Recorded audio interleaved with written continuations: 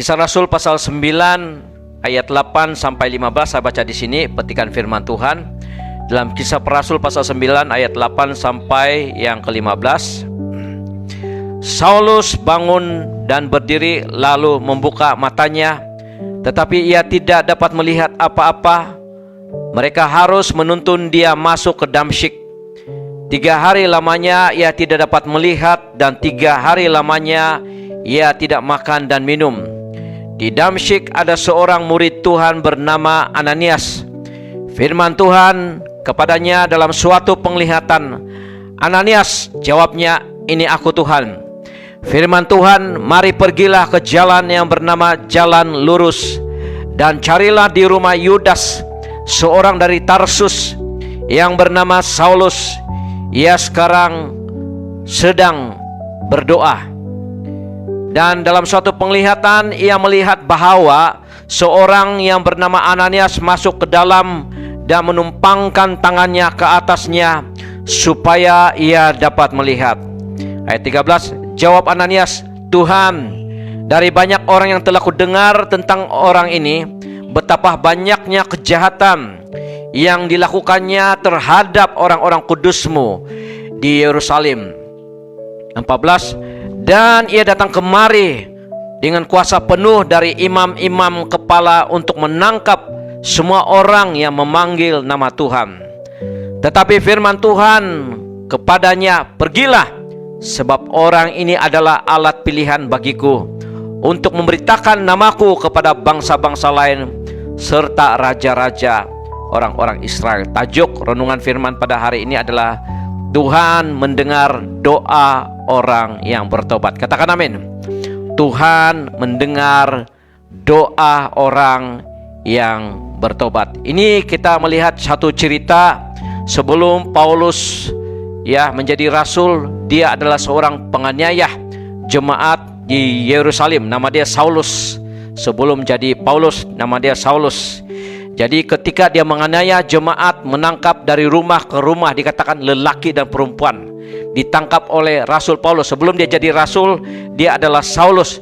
Dia adalah memimpin yang menangkap orang-orang Kristen di Yerusalem pada waktu itu dan dibunuh.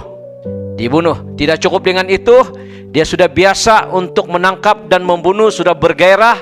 Dia minta surat lagi daripada kerajaan imam yang ada di Yerusalem di sana, meminta surat supaya mencari orang-orang Kristen di luar daripada kota itu, di negeri lain, nama dia Damsyik.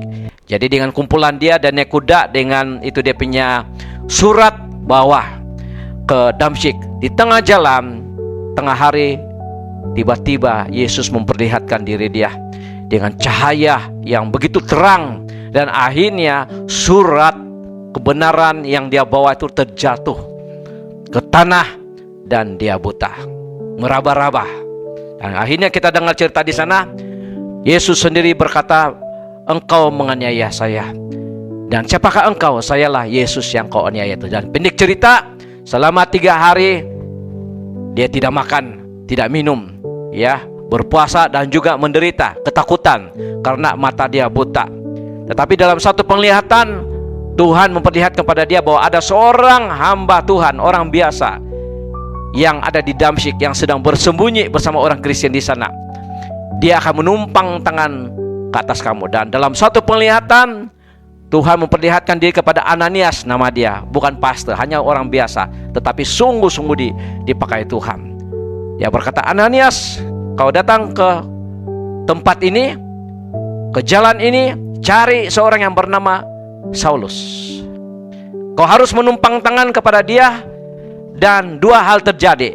Yang pertama, dia dipenuhi Roh Kudus. Yang kedua, mata dia akan melihat." Dan Ananias ketakutan sebab mereka ini semua bersembunyi. Dia bilang, "Tuhan, dari banyak orang ku dengar, inilah yang mau datang di Dongongon ini. Inilah yang menganiaya kami ini di Damsyik ini. Sebab itulah kami semua bersembunyi ketakutan." Tapi Tuhan berkata, "Jangan takut, sebab orang itu saya sudah ubah. Dia sudah buta. Dia akan menjadi wakil saya, bukan hanya kepada penginjilan orang biasa, tapi kepada raja-raja dan pemerintah." Di sini kita belajar ketika Ananias datang kepada Saulus pada waktu itu sebelum dia jadi rasul, dia berkata, "Saudaraku." Lihat daripada musuh dipanggil saudara sudah. Kenapa dia menjadi saudara? Seiman, sebab Yesus telah menjamah dia. Amin. Saudaraku, Ananias dengan berani berkata, "Saudaraku." Ya. Tuhan telah memperlihatkan pada saya bahwa saya akan berdoa untuk kau. Dan akhirnya, pendekkan cerita, dia meletakkan tangan kepada saudara baru dia ini yang baru percaya Yesus 3 hari baru 3 hari percaya Yesus. Dia meletakkan tangan ke atas Saulus dan 2 terjadi. Dia dipenuhi Roh Kudus, berbahasa roh, dan juga dia dibebaskan daripada kebutaannya. Dan sebelum Ananias tumpang tangan, dia cakap begini. Yesus berkata kepada Ananias dalam penglihatan, sekarang Paulus itu yang buta 3 hari, dia sedang berdoa. Sama cakap, sedang berdoa. Nah, ada sesuatu yang pelajaran kita belajar. Paulus selama ini dia berdoa kah sebelum dia menjadi Kristen? Dia memang berdoa. Dia kan orang Israel. Dia ahli Taurat. Dia memang berdoa, tapi tidak didengar oleh Tuhan. Tapi dalam satu penglihatan ketika dia sudah bertemu dengan Yesus di jalan ke Damsyik, Yesus berkata kepada Ananias, "Paulus ini sedang berdoa sekarang. Sedang berdoa sekarang. Dan kau saya gunakan untuk mendengar doa dia." Amin. Kau pergi ke jalan sana, tumpang tangan kepada dia. Apa yang kita boleh belajar pada hari ini? Seperti tajuk firman Tuhan hari ini. Orang yang bertobat, doanya didengar. Katakan amin. Kalau kita tidak bertobat, macam manapun kita rajin berdoa dan pandai berdoa, pandai berbahasa roh, Tuhan tidak dengar doa kita. Sampai ke satu tahap di mana kita betul-betul mengalami seperti apa yang Paulus alami, pengalaman pribadi dengan Tuhan, sampai dia menjadi serius dalam doa. 3 hari dia buta, barulah Tuhan dengar. Demikian juga kita. Kadang-kadang kita berlegar-legar dalam doa kita. Kan kita karismatik, pandai berdoa bahasa roh. Ada yang berminggu-minggu berdoa, bertahun sudah, tapi tidak ada sesuatu terjadi. Karena mungkin kita masih belum ada hubungan yang intim dengan Yesus Kristus. Sampai ke satu tahap di mana saudara dan saya menjadi serius dengan Tuhan. Itulah tema kita tahun ini adalah apa? Berdoa sampai mengalami penerobosan. Mengalami penerobosan artinya kita serius dengan Tuhan. Kita serius dengan Tuhan dalam doa. Tidak ada penerobosan macam manapun kita berjam-jam berdoa kalau kita tidak serius berdoa. Maksudnya kita tidak serius membuang dosa kita. Penerobosan terjadi ketika kita mulai bertobat dan membuang dosa kita. Katakan amin. Itulah disebut tema adalah sampai mengalami penerobosan, bukan berdoa berjam-jam sampai alami penerobosan. Walaupun kau hanya mungkin 20 menit, tapi kalau memang kau sudah buang dosa, kau sudah ada penerobosan. Katakan amin. Tidak memerlukan berjam-jam untuk mengalami penerobosan bagi orang yang sudah bertobat. Selama ini Paulus, dia memang berdoa, dia rajin berdoa, dia pandai berdoa, tapi Tuhan tidak dengar.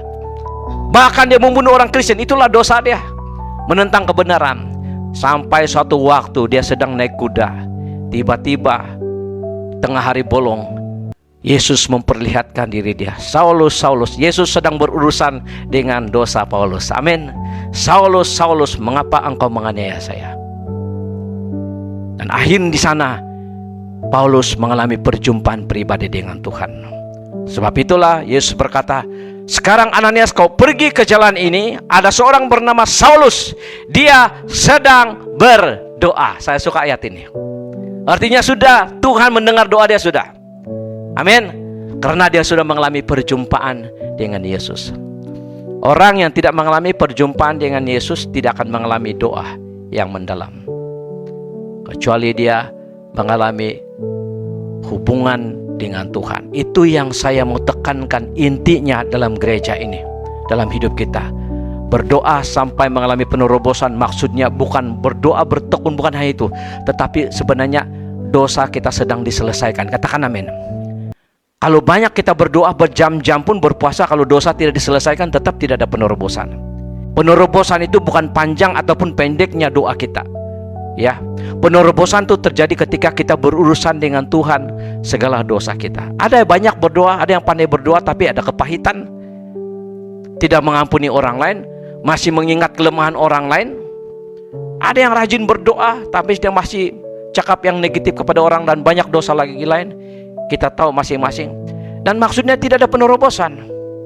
Sampai ke satu tahap di mana kita mengalami seperti Paulus alami penerobosan, barulah Tuhan mendengar doa kita.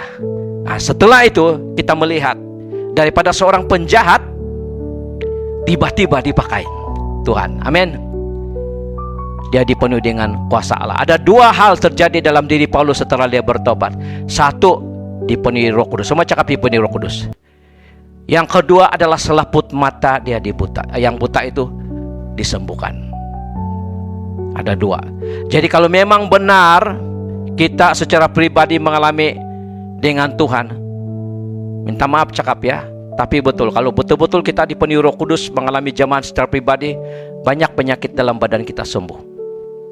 Amin. Bukan hanya fisikal. Mungkin kau tiada penyakit fisikal, tapi penyakit ekonomi, penyakit persahabatan, penyakit di tempat kerja, penyakit pergaduhan, ya stres, ada ketegangan-ketegangan yang berterusan. Mungkin itu akibat dosa yang kita lakukan. Setelah kita bertobat, barulah penyakit itu, selaput itu dibuang daripada keluarga kita, daripada pekerjaan kita, daripada ekonomi kita. Katakan amin. Mungkin juga satu kutuk yang berterusan, ataupun hubungan dengan Tuhan tiada. Jadi bila kita membuang dosa kita, baru kembali hubungan dengan Tuhan itu. Jadi pada hari ini yang saya mau tekan pada kita secara serius. Lebih dalam daripada doa penerobosan itu adalah intinya adalah menyerahkan hidup pada Tuhan. Pertobatan. Amin. Sekali lagi, buat apa panjang doa kalau tidak pertobatan? Jadi pertobatan yang membuatkan kita mengalami Tuhan yang luar biasa. Amin. Jadi hari ini saya mendorong kita, satu doa kita pada hari ini, pada malam ini, supaya kita sungguh-sungguh masing-masing mencari wajah Tuhan, berdoa sampai mengalami Tuhan. Saya tidak akan tunjuk kelemahan kita masing-masing, kita sendiri tahu. Amin. Sebab itulah, bukan hanya di sini, di rumah, ambil waktu berurusan dengan Tuhan. Bukan berdoa syafaat bagi pelayanan, tapi sekali lagi, ambil waktu berurusan dengan Tuhan secara serius sampai kita mengalami penerobosan dalam kehidupan kita. Kalau tidak, kita jadi Kristen karismatik yang kering rohani, tinggal berbahasa roh tapi kepenuhan tiada. Bahasa roh saja tapi kepenuhan itu tiada. Sebab itulah malam ini kita berurusan masing-masing dengan Tuhan. Saya nasihatkan kepada setiap yang terlibat dalam pelayanan, ambil waktu paling kurang setengah jam. Kalau bukan malam ini terserah, yang penting sebelum pelayanan besok, ambil waktu berurusan dengan Tuhan. Sekali lagi, saya tidak cakap bersyafaat untuk pelayanan ya, berurusan dengan Tuhan. Pada tahun 18 itu, sekarang sudah tahun 2000 kan, itu lebih berapa abad sudah itu ah? Kalau satu abad berapa puluh tahun ah? 100. Ini macam 3 abad sudah, 2 abad. Tahun 18. Ya, tahun 1845 begitulah, lebih kurang begitu. Kita kenal seorang penginjil yang luar biasa di Inggris pada waktu itu. Nama dia Smith Wigglesworth. Terkenal membangkitkan 20 orang mati. Tidak ada yang dipakai Tuhan sampai sekarang seperti Smith Wigglesworth. Ya. Dalam pelayanan dia, ada seorang yang baru terima Yesus 1 hari. Ya, dalam pelayanan dia masuk dalam kereta api, dan dia punya janji adalah setiap hari saya akan menginjil orang, memenangkan paling kurang 1-2 orang. Dan dalam kereta api kebetulan waktu itu ada seorang yang disebut Algojo. Algojo ini adalah seorang yang tukang menyiksa banduan-banduran yang membunuh penjenayah. Penjenayah lain yang ditangkap jadi banduan sudah kan, membunuh orang kemudian dimasukkan ke dalam lokap, dan dia adalah yang menyiksa, polis penyiksa, algojo. Dan dia terkenal jahat di satu kota di Inggris pada waktu itu, terkenal jahat, algojo, tukang siksa lagi orang. Dia terkenal jahat, ya. Dan ini adalah setelah kesaksian dia setelah bertobat. Dia cakap begini, setiap kali dia menganiaya, menyiksa banduan-banduan yang penjenayah, yang pembunuh itu, roh-roh jahat yang menguasai banduan yang penjahat itu masuk dalam badan dia. Bayangkan, banduan itu jahat, dia lebih jahat lagi. Sampai itu roh jahat yang dalam banduan yang pembunuh itu, si pembunuh itu, bila dia menyiksa si pembunuh itu roh jahat masuk dalam badan dia. Dan akhirnya dia kerasukan. Kerasukan yang begitu teruk sekali sehingga istri dan anak-anak dia begitu ketakutan. Bahkan dikatakan dia masuk di rumah dia saja, kucing dia terbirit-birit keluar bila dia masuk di rumah. Kecuali bila dia tiada, baru itu kucing ada di rumah. Lalu satu hari karena dia begitu tersiksa, dia mau bunuh diri. Karena itu roh jahat begitu menguasai dia. Dia bilang, saya akan naik kereta api, beli tiket, saya akan lompat. Ngamam di terowong, dia bilang ngamam ada kereta api yang dari depan, dan mereka begitu, dia akan lompat. Kebetulan duduk dekat dia ini si penginjil yang satu yang baru terima Yesus. Bukan penginjil lah itu kan, tapi sebab baru 3 hari terima Yesus, baru 1 hari, tapi berkobar-kobar untuk Tuhan. Jadi dia nampak nih algojo, boleh kasih kuat sedikit kamu, tertekan saya. Dia nampak ini algojo, begitu sedih sekali, begitu teruk sekali. Dia mendekati dan memberitakan Injil kepada algojo ini. Algojo ini yang sedih, yang mau bunuh diri, terbuka. Dan dia bawa ini algojo pergi rumah misi Smith Wigglesworth. Nah, di sana mereka Injil dia. Selama lebih kurang 2,5 jam dia bilang, dia punya badan berpeluh dan asap keluar daripada badan dia. Ini roh jahat banyak kan? Asap keluar daripada badan dia, boleh nampak dia bilang kepulan asap. Dan setelah 2,5 jam dia bertobat dan diubah total. Dan bukan hanya itu saja, Tuhan berbicara kepada Smith Wigglesworth. Dia cakap, jangan tinggalkan algojo ini, kau ikut dia pulang. Dan Smith Wigglesworth ikut ini yang baru bertobat nih, balik di rumah dia. Dan istri dia terkejut. Kenapa? Ya, sebab dia nampak suami dia lain. Dan dia beritahu istri dia, saya sudah menerima Yesus. Wah, istri dia nangis. Dan istri dia terima Yesus. Bukan hanya itu saja, itu algojo, tadinya itu kucing kan. Kalau dia datang rumah, keluar lari, terbirit-birit. Bila dia duduk, itu kucing tidak lari. Itu kucing pergi di paha dia dan tidur. Dan ada 2 anak dia juga keheranan, sebab rumah itu begitu macam neraka selama ini. Lalu dia cakap dengan 2 anak laki dia, cakap dengan mama dia. Dia bilang, apa terjadi di rumah kita ini penuh damai? Dia bilang, kau tidak tahu, kau punya bapak sudah terima Yesus. Beri kemuliaan pada Tuhan. Apa yang saya mau cakap di sini? Itulah kuasa pertobatan. Apabila selaput itu dibuang daripada hidup kita, keluarga kita, tempat kerja kita, ada kemerdekaan, ada damai, ada sukacita, ada kelepasan. Kucing pun jadi jinak. Amin. Saya tidak tahu dengan kamu, kita masing-masing, saya tidak mau hakimi. Tapi apakah selaput yang menghalang Roh Kudus bekerja dalam diri kita? Apakah selaput itu? Balik dan bercakap dengan Tuhan. Amin. Selesaikan baik-baik. Algojo ini mau bunuh diri, tapi seorang memberitakan firman dan dia sungguh-sungguh bertobat.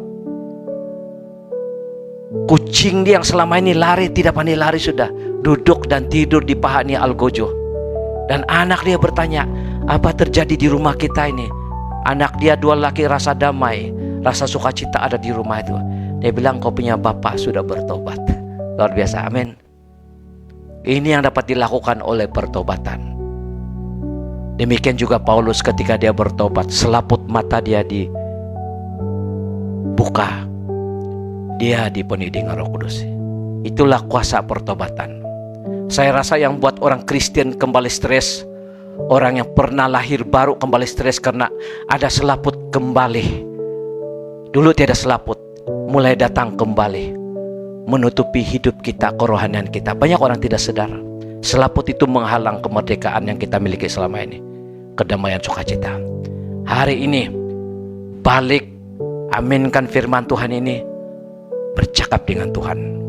Apakah selaput yang masih menghalang kita mengalami hadirat Tuhan? Kamu tidak bosankah hanya bahasa roh tapi tidak hadirat Tuhan? Saya bosan, karena baptisan Roh Kudus itu bukan bahasa roh, kehadiran dia. Kehadiran baru bahasa roh, amin. Kehadiran.